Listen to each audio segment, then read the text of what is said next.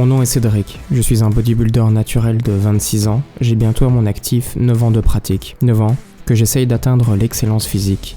Le choix du bodybuilding naturel plutôt que l'assisté réside dans un choix de santé, mais aussi d'acceptation des limites humaines. Les limites sont présentes partout et les intégrer comme faisant partie de notre condition permet d'apprécier la vie à sa juste valeur, en étant manquant, en acceptant que nous ne pouvons pas tout avoir. Petite piqûre de rappel, en 2022, j'ai participé à ma première compétition de bodybuilding naturel avec 2 top 3. Cette première compétition a révélé le compétiteur qui était en moi, mais surtout que la route était encore longue. L'objectif ultime, s'il y en a vraiment un, ça serait de décrocher une carte pro dans la meilleure fédération naturelle au monde. On se retrouve presque 2 ans plus tard, dans une semaine typique en tant que culturiste naturel. Ça va faire plus ou moins 13 semaines d'affilée que je m'entraîne sur ce nouveau bloc d'entraînement. En fait, j'ai terminé ce bloc d'entraînement en étant en sèche, puis j'ai transitionné sur une phase de surplus calorique, où j'ai déjà pris un tout petit peu de poids, mais on en discute juste après. Je me dis, tiens, je pense qu'il serait temps de faire un dévolume, un deload pour l'appellation commune. Et je vais vous expliquer pourquoi je vais procéder à ce choix maintenant. Donc en fait, ça va faire une bonne semaine ou 2, où c'est un peu plus compliqué pour moi d'aller m'entraîner, donc c'est une baisse de motivation globale. C'est en fin de journée, je suis plus dans un état d'esprit où j'ai envie de rentrer et plutôt me reposer, et j'ai pas envie de produire un effort suffisant. Donc la première sonnette d'alarme, tiens, il y a de la fatigue qui s'accumule. Deuxième chose, et c'est pas forcément les performances qui commencent à diminuer, mais ça peut être aussi trompé parce que j'ai changé quelques exos. Et donc quand on change des exercices, il y a une phase d'adaptation neuromusculaire. Et donc je suis toujours un peu dans cette phase d'apprentissage, bien qu'elle est rapide, vu que je suis avancé en musculation. Et donc je pense que ça a couplé une fatigue en fait qui est existante et qui se serait plus marquée sur mes anciens exercices que j'ai enlevés. Pas vraiment un souci de performance, mais ce petit changement peut aussi m'alerter. Troisième chose, ce sont les douleurs aux articulations. Donc j'avais une tendinite au genou gauche il y a quelques mois que je suis vraiment bien guérir, et j'ai commencé à sentir que ça tirait un petit peu au squat à la Smith. Troisième sonnette d'alarme, il y a aussi les articulations qui commencent à avoir un petit peu plus de mal, et donc là c'est intéressant effectivement de prévenir, mieux vaut prévenir que guérir. C'est souvent mieux d'utiliser les deloads et les dévolumes juste avant que ce soit trop tard, donc ça veut dire si vous êtes vraiment complètement fatigué, performances sont complètement occupées à baisser, ok, le dévolume va intervenir à ce moment-là, mais parfois le fait de voir ces signaux en fait qui se dégradent et de l'intervenir juste avant qu'il y a vraiment un gros crash au niveau des performances, souvent vous allez pouvoir aussi mieux rebondir par après avec une fatigue qui va se résorber plus rapidement et plus efficacement. Donc voilà, dévolume pour moi à partir d'aujourd'hui, durée du dévolume entre 3 et 7 jours.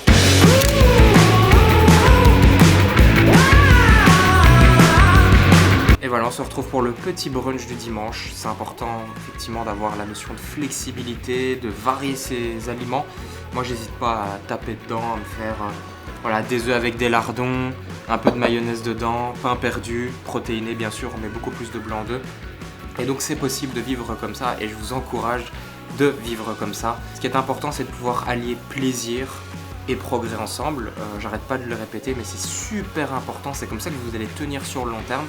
Dès que vous comprenez un peu comment agencer les variables, les calories, le nombre de repas, c'est des choses qui se travaillent sur le long terme.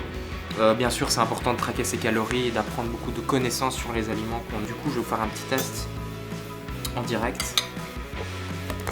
Alors moi, je suis un fan du beurre de cacahuète avec le pain perdu.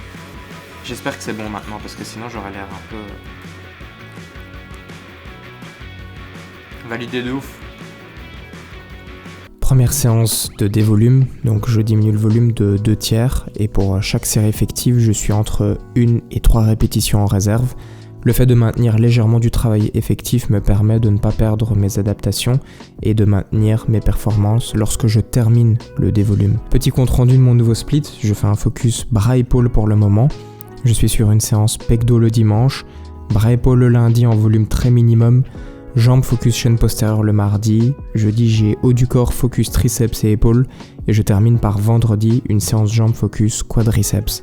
Alors je ne vais pas vous mentir, au niveau du plaisir ce n'est pas ma routine préférée, mais ce qui compte le plus pour moi ce sont les résultats.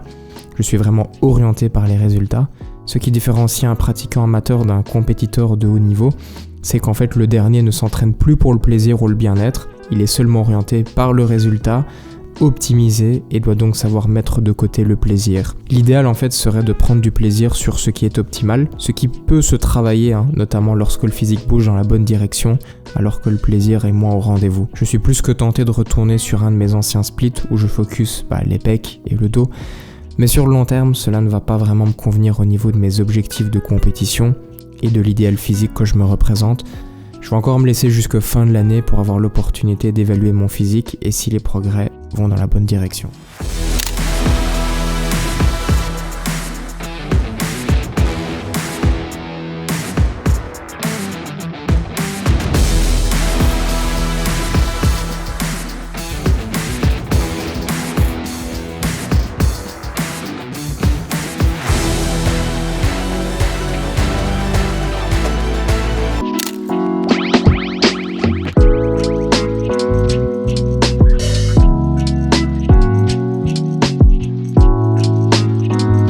Voilà, mardi, deuxième jour de la semaine, j'ai fait des petites courses aujourd'hui, c'est un planning beaucoup plus léger pour moi, donc voilà, j'ai le temps de faire les courses le matin, faire des petites choses à gauche, à droite, qui prennent parfois un peu de temps en semaine. Du coup, ouais, j'ai fait les petites courses, généralement, comme j'ai dit, les petites courses, je les fais de mardi jusque samedi. Samedi, je refais des courses, de samedi jusque mardi d'après, donc voilà, généralement 2 fois des courses par semaine, c'est une bonne organisation pour moi. Ça permet d'avoir aussi la viande qui périme pas tout simplement. Voilà, 2 magasins différents aussi, permet de créer aussi de la variété et c'est parfois plus intéressant de chercher des produits dans tel magasin. J'ai travaillé aussi un petit peu ce matin donc sur les coachings. D'ailleurs, si vous êtes intéressé par un suivi personnalisé, voilà, vous remplissez le form que j'ai en description et vous allez pouvoir être mis en contact avec moi assez rapidement pour débuter un suivi. Je propose vraiment un suivi global, que ce soit nutrition, entraînement, organisation du quotidien, que ce soit même un changement de comportement que vous laissez de mettre en place, compétiteur ou non. Donc voilà, je prends vraiment tout le monde, il n'y a pas de préférence. Aussi, ce midi, je vais manger dans l'une des meilleures pizzerias de Belgique, donc ça risque d'être vraiment pas mal du tout. Pour la fête des pères, ça va être vraiment un petit moment convivial et sympa. Ça me fait du bien en fait. Cette semaine, c'est une réduction de fatigue, je m'entraîne pas à fond, pas beaucoup de volume, j'ai beaucoup plus de temps de libre et je peux aussi faire des choses que je n'ai pas l'habitude de faire.